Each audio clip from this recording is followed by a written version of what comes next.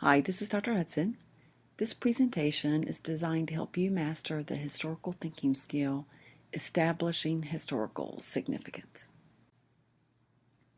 Here I've listed the 6 historical thinking skills that we'll focus on in this course. This helps you put this particular skill in a broader context. Past, present, future. These are common sense terms. If this were a foreign language course, these might be referencing verb tenses. But since this is a history course, the expectation would be to study only this part, the past. Let me challenge you to contemplate the vastness of the past. First, let's note that in the present, estimates are that 7 billion people, give or take a few million, currently live on this planet. Everything that these 7 billion people have done before today is part of the past. Then add to that everything that has ever happened to every person that has ever lived anywhere, and we have the past. Thus, the past takes on this almost infinite quality, which is daunting and overwhelming. This is a section division. When you reach a slide like this, the presentation will automatically stop, and you decide if you want to continue with the new section, which is titled, or if you prefer to go back and review the previous section. The central question for this skill is, how do we decide what is important to learn about the past? And the answer is by establishing historical significance, which is one of the 6 historical thinking skills that you will develop and demonstrate in this course. The past and history are very different things. The past, as just noted, is everything that has ever happened to every person that has ever lived anywhere, vast and unknowable. History is something else, but what?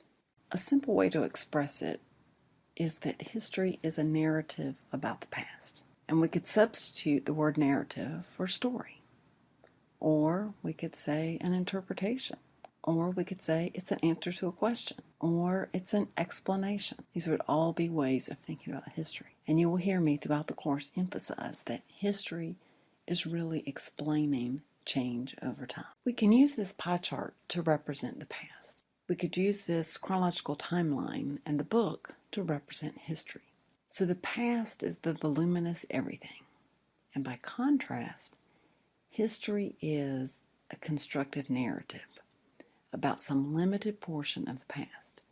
It involves selecting pieces from the past and constructing a narrative that serves some purpose or answers some particular question. Every history you have ever consumed, whether that history was a lecture, a textbook, a historical novel, a movie, a reenactment, a museum exhibit, a documentary, family lore, a commemorative celebration. Each of these histories has been through 2 processes. One is a selection process and an interpretive process.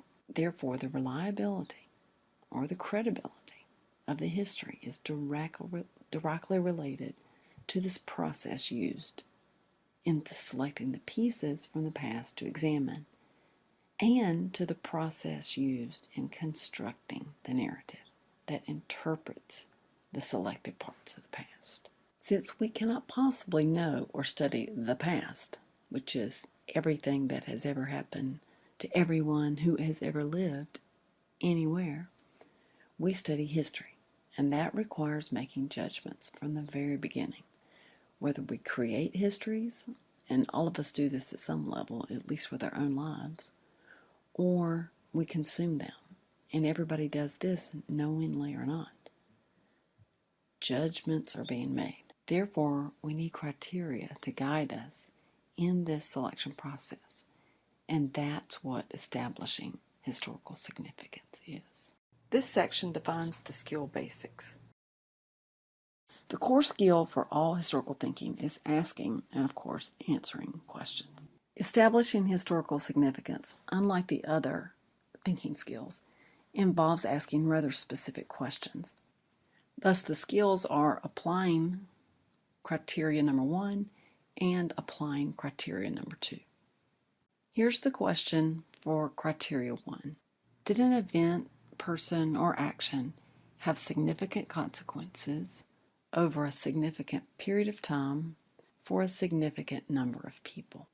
By repeating the word significant, it makes it easier to remember and draws your attention. But there are a wide variety of synonyms: meaningful, noteworthy, momentous consequences, an important number of people, a substantial period of time, considerable, sizable, and others.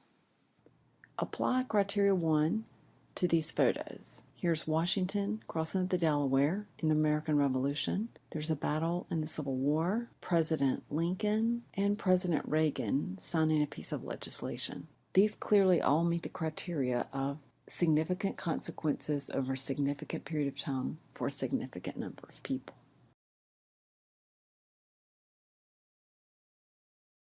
How do we avoid thinking only politics, wars, and people who wield power are historically significant?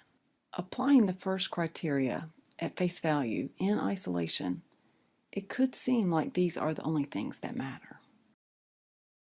That's why it's important to also apply criteria 2. Does a past event, person, or trend enhance our understanding of a significant historical development, or reveal something significant about the present day and or contemporary issues and concerns? Significant appears again, but now we're asking if a seemingly insignificant person or event could be important. And they can if that person or event enhances our understanding of a historical development or reveals something significant about issues that concern us in the present. You can decide if you would like to hear me give some examples, or if you feel like you understand that statement without them, you can skip the examples. An example of a significant historical development would be expanding democracy. Therefore, studying someone related to the passage of the 15th Amendment, which gave former slaves voting rights. Another example would be a historical development like growing gender equality. Therefore, studying the life of 19th century women would be significant and valuable. Economic changes that might involve studying workers' struggles for limited hours and minimum wage. An example of an issue that concerns us in the present would be clean water and air. Therefore, history might be used to examine past decisions that have polluted contemporary water streams. An issue that concerns us is also religion and politics. So there might be an analysis of previous election rhetoric for religious themes. Nuclear power, another contemporary concern. So might examine past legislation that made it possible to build nuclear power plants. This section adds complexity to the skill basics. In the skill basics section, I'm interested in clarity and making these historical thinking skills tangible, but I'm adding complexity to avoid oversimplification. When applying the criteria for establishing historical significance, judgments are going to be made, and these judgments will invariably reflect one's perspective. But remember, that's not simply personal preference and opinions, because there is criteria. When applying the criteria to determine historical significance, another variable is the history's purpose. What is considered significant in a history of a local community center won't likely be considered significant in the centennial history of World War I, for example. Moreover, the answer to the question of historical significance will vary over time. This section offers a concluding mantra. Always remember, history is not learning facts.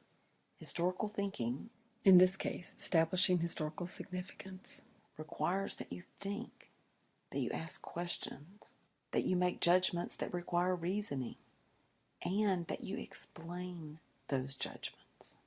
Yet, historical thinking is not simply issuing opinions, which are personal preferences, but historical thinking leads to interpretations. Interpretations that reflect a point of view that can be challenged and disputed. History is controversial.